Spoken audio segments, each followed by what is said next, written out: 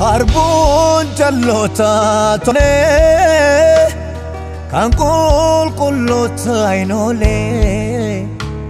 Masi kosanyi duge Jesus Gadi onne ko tuge Malifi nanage sure Debin ke malif ture Chelani demu ko manna Jesus ko dafte narfu waya Bodeni demu ko manna Jesus ko dafte narfu waya Warani namarse Masra ko chapse Gadigara ko rogote Kapunuf pagate Ya Jesus Jiramon dagate Manuman nuftori pate Ulente situ Bauda dise Hona chapsena fise Manu falmito Garramin chise Yammo jallon sirbito Manu falmito Nuenna sise Yammo jallon sirbito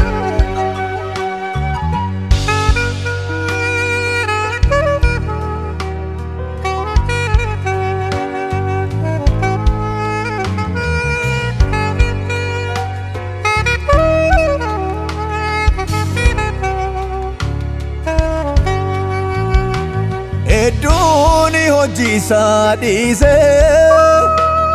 Dubbi machae chise Ola tokkola dema Adem sakara dera Yeyi toduta jira Nano dalla kobra Mere dirmata fira Omtu jiro nachila Mere dirmata fira Omtu jiro nachila Warani namarse Masra ko chapse Gadigara ko rogote Kapunuf pagate Ya Jesus Jiramon dagate Manuman nuftori pate Ulente situ Bauda dise Hona chapsena fise Manu falmito Garramin chise Yammo jallon sirbito Manu falmito Nuenna sise Yammo jallon sirbito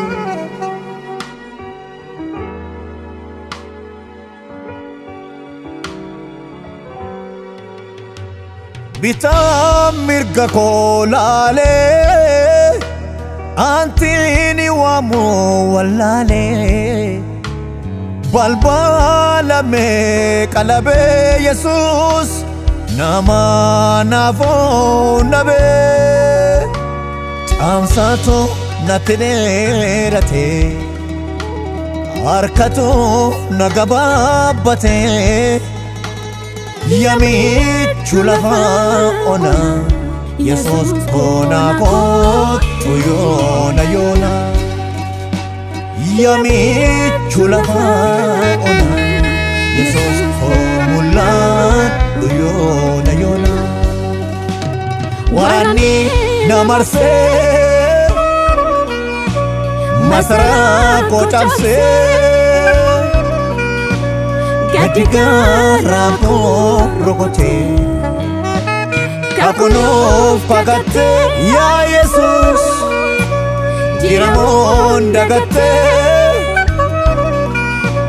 Maluman nuftuari pati Ulentisitu Bauda dise Hona cabse nafise Manu falmitu Garramin chise Yammo jallon sirbitu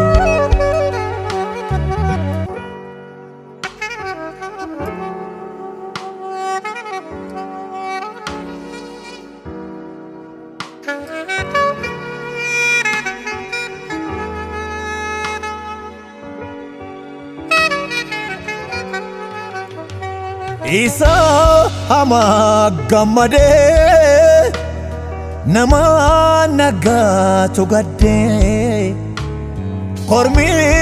ormain baroda Yesus Kandala keenya nada Bekatu ada dige Mada fayetu dige Yesus managal gala Dafi tunangala Yesus managal gala Rufta ko dafi tunangala Maranatha Maranatha